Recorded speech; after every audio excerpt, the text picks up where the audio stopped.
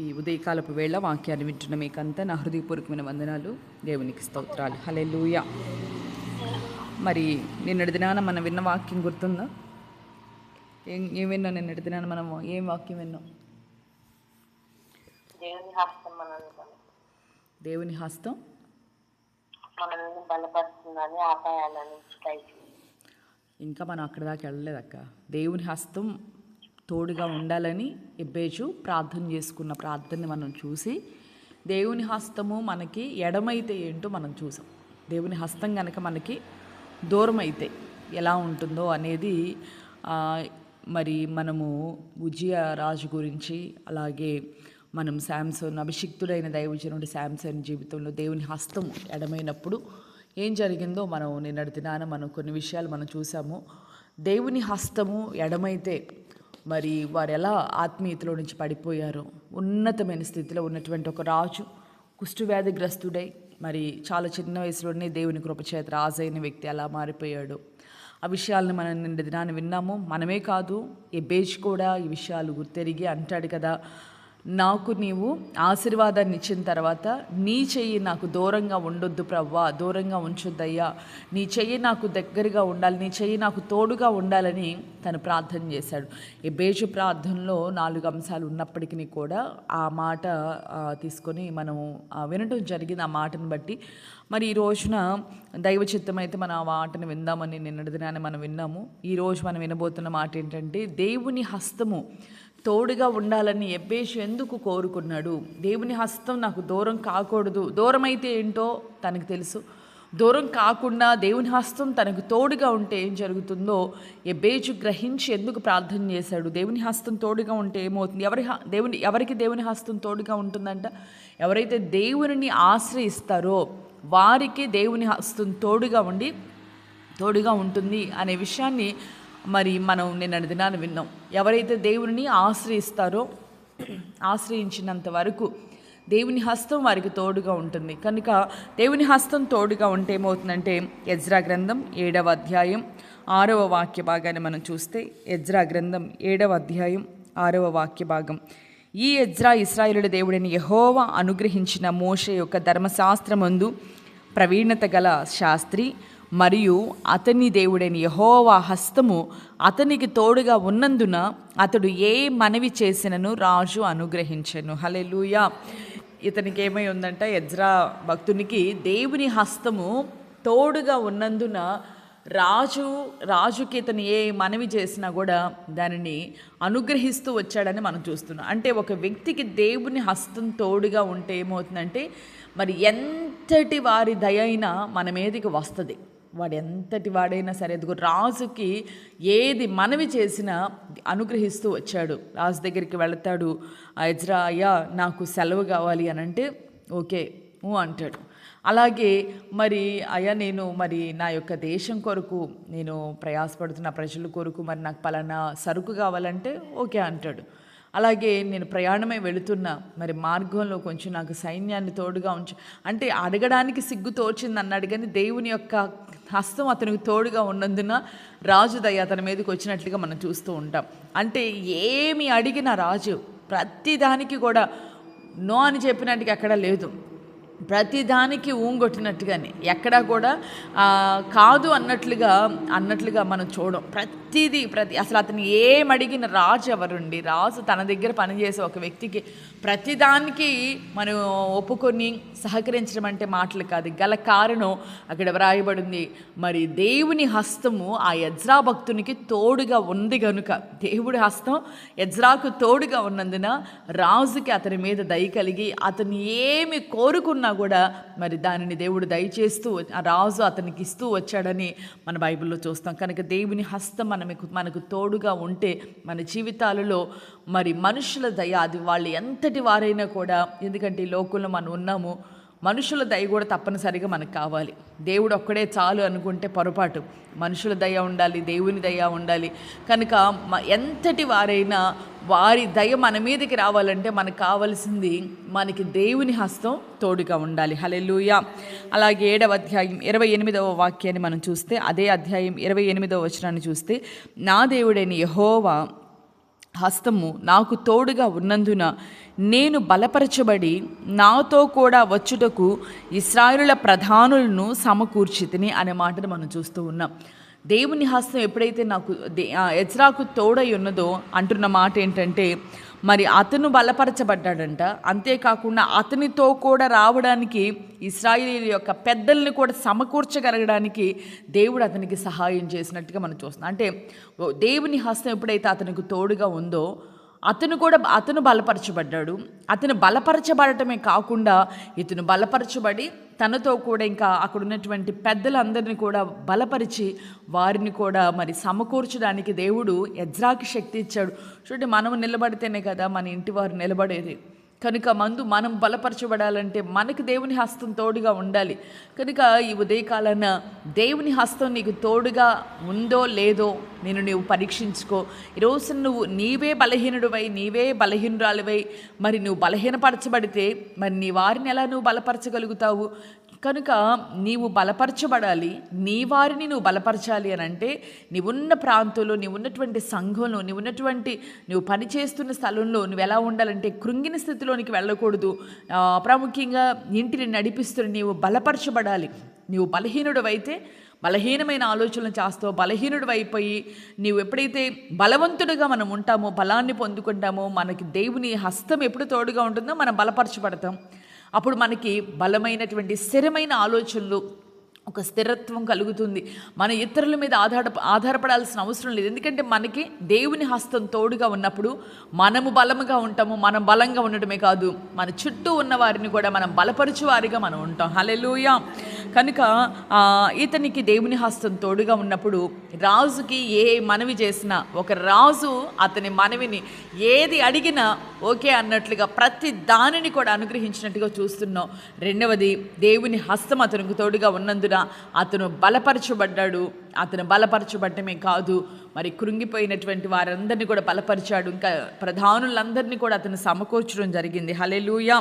అంతేకాదు ఎజ్రా గ్రంథంలోని 8వ అధ్యాయం 31వ వాక్య భాగాన్ని మనం చూసినప్పుడు, ఎజ్రా గ్రంథం 8వ అధ్యాయం 31వ వాక్య భాగాన్ని మనం చూస్తే, మేము మొదటి నెల 12వ దినమందు యెరూషలేమునకు వచ్చుటకై అహావా నది నుండి బయలుదేరగా మా దేవుని హస్తం మాకు తోడుగా ఉండి శత్రువుల చేతిలో నుండి, మార్గమందు పొంచి ఉన్న వారి చేతిలో నుండి మమ్మును తప్పించినందున మేము యెరూషలేమునకు వచ్చి 3 దినములు అక్కడ బస చేసితిమి అనే మాటను మనం చూస్తూ ఉన్నాం. దేవుని హస్తము ఎప్పుడైతే ఎజ్రాకు తోడై ఉన్నదో ప్రారంభంలోనే రాజు మనవి ఆలకించాడు.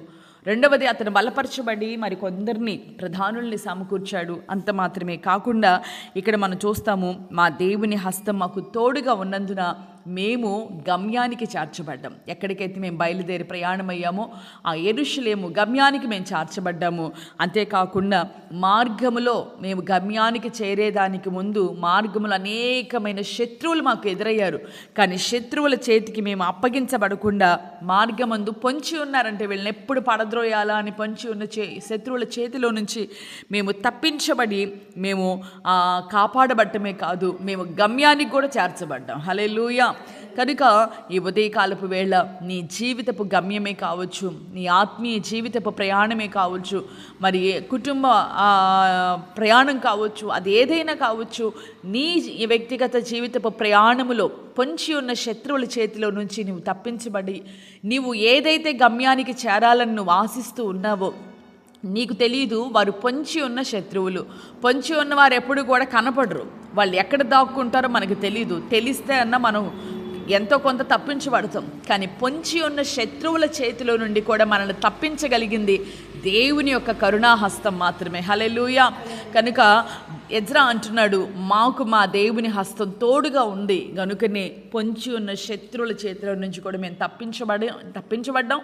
అంతేకాకుండా గమ్యానికి కూడా మేము చేర్చబడ్డాం. కనుక ఉదయకాలపు వేళ మరి ఈ విషయాన్ని గుర్తెరిగిన హెబేజ్ అంటున్నాడు, అయ్యా నీ హస్తం నాకు తోడుగా ఉండాలి. హల్లెలూయా.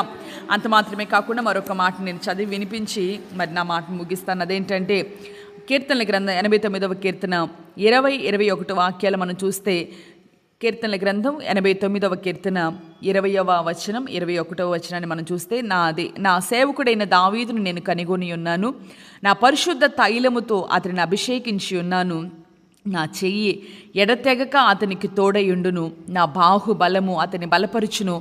ఏ శత్రువును అతని మీద జయము నొందుడు, దోషకారులు అతనిని బాధపరచరు అనే మాట ఇంకా చూస్తాము. అతన్ని ఎదుట నిలవకుండా అతని విరోధుల్ని నేను పడగొడతాను, అతని మీద పగబట్టు వారినందరినీ నేను మొత్తుతాను. అబ్బాయి ఎంత చక్కటి మాటలండి.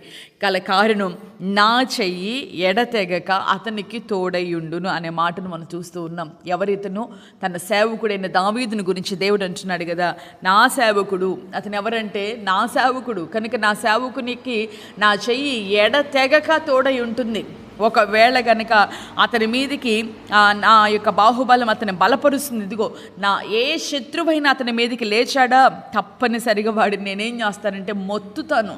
మొత్తాడా లేదా? ఆ రోజున నాబాలు విరోధిగా లేచి అదిగో దోషకారులు అతని గురించి విరోధంగా మాట్లాడితే, అతని బాధపరిస్తే, అతని ఎదుట నేను శత్రువుల్ని లేకుండా నిలవకుండా నేను చేస్తాను. మరి నాబాలు కూడా విపరీతంగా నోటికి వచ్చినట్లుగా దోషణ మాటలు పలికినప్పుడు దావీదు జీవితంలో మనం చూస్తాము, ఉదయానికల్లా నాబాలు లేడు. ఆ విషయాలు తెలుసుకున్నప్పుడు నాబాలుని దేవుడు మొత్తినందున అతను మరణించాడని మనం చూస్తూ ఉంటాం. కనుక ఉదయకాలాన నీ జీవితంలో దేవుని హస్తము తోడుగా ఉంటే చాలు. నీ జీవితంలో ఉన్న శత్రు శాసనం నీకు లేకుండా, శత్రువులందరి మీద నీకు విజయాన్ని ఇస్తూ, పొంచి ఉన్న శత్రువులు కావచ్చు, నీకు కనబడే శత్రువులు కావచ్చు, ప్రతినిత్యము నిన్ను దోషకారుల వల్లే నోటికి వచ్చినట్లల్లా వదురుతూ నిన్ను గురించి మాట్లాడుతూ నిన్ను ఒకవేళ బాధ పెడుతున్న శత్రువులు కావచ్చు. ఒక దినాన వాళ్ళు ఎవరు లేకుండా చూడండి, నీ జీవితంలో వాళ్ళు నిన్ను బాధ పెట్టకుండా నీ విరోధుల్ని దేవుడు పడగొడుతూ వారిని మొత్తుతానని ఎన్నో విషయాలు అక్కడ వ్రాయబడిన. అంటే దావీదు జీవితం ఈ రీతిగా చేశాడు. గల కారణం దేవుని హస్తము అతనికంటే ఎడతెగక. గత ఆదివారం కూడా మనం విన్నాము, దైవజనునికి ఏమని చెప్తుంది సాతాను, ఒక్క క్షణమైనా నిన్ను దేవుడు విడిచిపెడితే నేను నిన్ను పడగొట్టాలని చూశాను, కానీ నిన్ను ఒక్క క్షణం కూడా ఆయన నిన్ను విడిచిపెట్టట్లేదు, 40 ఏళ్ల నుంచి నీ కొరకు నేను ఎదురు చూస్తూ ఉన్నానని చెప్పినట్లుగా మనం గత ఆదివారం వాక్యంలో విన్నాం. కనుక ఉదయకాలాన దేవుని హస్తము మనకు తోడుగా ఉంటే, మనం విన్నాం కదా, ఎజ్రాను దేవుడు మన ముందుంచాడు, దావీదును మన ముందుంచాడు, భక్తుల్ని ఎలా దేవుడు కాపాడుతూ వచ్చాడో. కనుక అలాంటి దీవెనలు మనకు కలగాలి అంటే ఏది కోరినా రాజు దయచేసిన అనుభవం. అలాగునే తను బలపరచబడ్డాడు. కృంగిన సమయంలో తను బలపరచబడి అనేకులను బలపరిచాడు. అలాగునే దేవుని హస్తం తోడుగా ఉన్నప్పుడు శత్రువుల యొక్క పొంచి ఉన్న శత్రువుల చేతిలో నుంచి విడిపించబడి గమ్యానికి చేరారు ఇశ్రాయేలు. ఆ యొక్క ఎజ్రా తన వారంతా కూడా. అంతేకాకుండా మరి దావీదుకు దేవుని హస్తం ఎడతెగక తోడై ఉన్నప్పుడు తన మీదికి లేచిన ప్రతి శత్రువుని దేవుడు అణిచివేస్తూ వచ్చాడు. కనుక ఉదయకాలపు వేళ ఎబ్బేజు చేసిన ప్రార్థన మనం చూసాము. అందుకే అంటాడు ఎబ్బేజు, అయ్యా ఎన్ని కలిగినా ఇదిగో నేను ఒకవేళ విరోధంగా లేచి నేను నిన్ను మర్చిపోతే, నీవు నన్ను పడద్రోస్తే, మరి అంతేకాకుండా ఏదైనా పాపంలో పడిపోతే వామ్ము అని నువ్వు నా చెయ్యి గనక విడిచిపెట్టే స్థితిలో నేను ఉండకూడదయ్యా. కనుక నీ చెయ్యి నాకు ఎడతెగక నాకు తోడై ఉండాలని దేవుని సన్నిధిలో ప్రార్థన చేసుకున్నాడు. ఎందుకంటే దేవుడు మనల్ని చెయ్యి విడిచిపెడితే సాక్షాత్ యేసయ్య కూడా సిలువలో ప్రార్థన చేస్తాడు, నా దేవా నన్నెందుకు నువ్వు చెయ్యి విడిచిపెట్టావు, ఎందుకు విడిచిపెట్టావయ్యా అని యేసయ్య కూడా ప్రార్థన చేస్తున్నాడు. గల కారణం ఏంటో మనకు తెలుసు. ఆ రోజున నా పాపాలు, లోక పాపములన్నిటినీ కూడా దేవుడు తండ్రి అతను యేసయ్య మీద వేసిన సందర్భాన యేసయ్య పాపపు మొద్దగా మార్చబడినప్పుడు యేసయ్యని చెయ్యి విడిచిపెట్టాడు తండ్రి. కనుక ఆ సమయంలో యేసయ్య ప్రార్థన చేస్తాడయ్యా నీవు నన్నెందుకు చెయ్యి విడిచిపెట్టావు. యేసయ్యే తండ్రి చెయ్యి విడిచిపెట్టిన సందర్భాన్ని తట్టుకోలేకపోతే మరి తండ్రి చెయ్యి విడిచిపెట్టినప్పుడు యేసయ్య చేతిని ఎంత శ్రమను అనుభవించాడో మనం చూస్తూ ఉన్నాం. కనుక ఈ ఉదయకాలపు వేళ ఇంతవరకు నీ జీవితంలో దేవుని హస్తము నీకు ఒకవేళ ఎడమై ఉన్నదా తోడై ఉన్నదా, ఈ విషయాన్ని నువ్వు వివేచించుకొని ఎబేజు చేసిన ప్రార్థనను చేయగలిగితే, ఎబేజు జీవితంలో వేదనను కొట్టివేసి అతన్ని వేదన అని పిలిచిన వారు ఆ తరువాత దినాల్లో ఘనత అని పిలిచినట్లుగా మన బైబిల్ గ్రంథంలో చూస్తాం. సహోదరులందరికంటే కూడా ఘనము పొంది ఘనత ప్రతిరోజు ఎబ్బేజు అతని పేరే వేదన. కానీ అందరూ పిలుస్తున్నారు ఘనత అని. కారణం అయ్యా మరలా నన్ను ఎబ్బేజ్ అని పిలుస్తారేమో, నన్ను ఘనత అంటున్నారు కదా, ఆ స్థితిలోనే నేను ఉండాలి, ఆ కృపను నేను పొందుకోవాలి. అలా పొందుకోవాలంటే నీ చెయ్యి నాకు తోడుగా ఉండాలి. మోకరించి ప్రార్థన చేస్తూ అందరూ కూడా కళ్ళు మూసుకొని నిన్నటి దినాన్ని మనం విన్న వాక్యమే కావచ్చు, మరి ఈ వాక్య భాగాన్ని కూడా మనం తలపోసుకుంటూ ప్రభా నీ చెయ్యి నాకు తోడుగా ఉండాలయ్యా, నీ చెయ్యి నాకు ఎడమైతే నేను మరి అంత గొప్ప రాజే పడిపోయిన సందర్భాన్ని, అంత గొప్ప అభిషిక్తుడే మరి దేవుని యొక్క చెయ్యి అతను విడిచిపెట్టినప్పుడు ఏమైందో మనం చూసాము. కనుక ఈ రోజున మనం విన్నాము, దేవుని హస్తం మనకు తోడుగా ఉంటే, ఎజ్రాకు దేవుని హస్తం తోడుగా ఉన్నప్పుడు రాజు మామూలు వ్యక్తి కాదు. అతనికి ఏ మనవి చేసినా ఎజ్రాకు రాజు దయచేస్తూ వచ్చాడని మనం విన్నాము. అంతేకాకుండా దేవుని హస్తం తోడుగా ఉన్నప్పుడు అతన్ని బలపరచబడి అనేకుల్ని బలపరిచాడు. అంతేకాకుండా గమ్యానికి చేరారు, పొంచి ఉన్న శత్రువుల చేతిలో నుంచి ఎప్పటికప్పుడు తప్పించబడ్డారు. మరి దావీదును కూడా దేవుడు మన ముందు ఉంచాడు. కనుక ప్రార్థన చేసుకుందాం. పరిశుద్ధుడా, ప్రేమ స్వరూపి, నిత్య ఆశ్రయ దుర్గమా, ఉదయకాలపు వేళ మీరు మాతో మాట్లాడిన ప్రతి మాటను బట్టి స్తుతిస్తూ ఉన్నాం. నిజమే దేవా, నిజముగా ఈ 2 దినాలు మా మధ్యలోనికి మీరు వచ్చి అయ్యా ఎంతో శ్రేష్టమైన మాటలు మీరు మాకు తెలియజేస్తూ సవిస్తారంగా మాతో మాట్లాడుతూ వచ్చారు. ఈ ఉదయకాలంనైనా నీ హస్తము ఒక వ్యక్తికి తోడుగా ఉంటే అతని జీవితంలో ఏ మేలు కలుగుతుందో మీరు మాకు తెలియజేశారు. నిజమేనయ్యా, ఎజ్రా జీవితాన్ని ప్రభా మేము చూసినప్పుడు ప్రభా అతని యొక్క గొప్ప అయ్యా ఇదిగో తండ్రి రాజు దగ్గర ఉన్నప్పుడు రాజు దగ్గర ప్రభా అతను ఏ మనవి చేసినా నైనా ఎజ్రాకు నీ హస్తము తోడుగా ఉన్నప్పుడు రాజు ప్రతి దానిని ప్రభ దయచేసినట్లుగా మేము విన్నాము నాయన. అంతేకాకుండా అయ్యా ఇదిగో మా జీవితాలలో మనుషుల దయను మేము పొందుకోగలగాలి అంటే నీ హస్తం మాకు తోడుగా ఉండాలి. అలాగే మార్గమందు పొంచి ఉన్న శత్రువుల చేతిలో విడిపించబడిన సందర్భమే కావచ్చు, అలాగుని కృంగిన సమయంలో తను బలపరచబడి ఇంకా అనేకుల్ని తను బలపడి నిలబడి అనేకుల్ని బలపరిచినట్లుగా మేము చూస్తూ ఉన్నాం. అలాగే గమ్యానికి చేర్చబడిన అనుభవాలు, ప్రత్యేకంగా దావీదుకి నీ హస్తము ఎడతెగక తోడై ఉన్నప్పుడు నాయన ఇదిగో తండ్రి అతని శత్రువులందరినీ మీరు పడగొట్టినట్లుగా, అతనికి విరోధంగా లేచిన ప్రభా వదరబోతులను ప్రభా మీరు అణిచివేసినట్లుగాను, అయ్యా అతని మీదకి ఎవరైనా విరోధులుగా లేస్తే ఆ శత్రువుని నేను మొత్తుతాను అన్నట్లుగా మీరు నాయన ఆ రీతిగా అనేకమైన ఘనమైన కార్యాలు దావీదు ఎక్కడికి వెళ్ళినా కూడా ఘనకార్యాలు పొందుకోగలిగాడంటే గల కారణం నాయన నీ హస్తం అతనికి ఎడతెగక తోడై ఉన్నది. కనుక ఈ ఉదయకాలాన మీ ఎదుట ప్రణమిల్లి బ్రతిమలాడి వినయముతో వేడుకుంటూ ఉన్నామయ్యా, మీ హస్తాన్ని మాకు తోడుగా ఉంచండి అయ్యా. మీ హస్తము మాకు ఎడమైతే క్షణమైనా మేము బ్రతకలేమయ్యా. మేము ప్రభా దయ చూపి కనికరించండి అయ్యా. మీ హస్తాన్ని ఎల్లప్పుడూ దావీదుకి ఎలా తోడుగా ఉందో ఆ రీతిగా మీ హస్తాన్ని మాకు తోడుగా ఉంచండి అయ్యా. ఏది మాతో ఉన్నా లేకపోయినా అయ్యా ఇదిగో నీ హస్తము మాకు తోడుగా ఉంటే చాలయ్యా.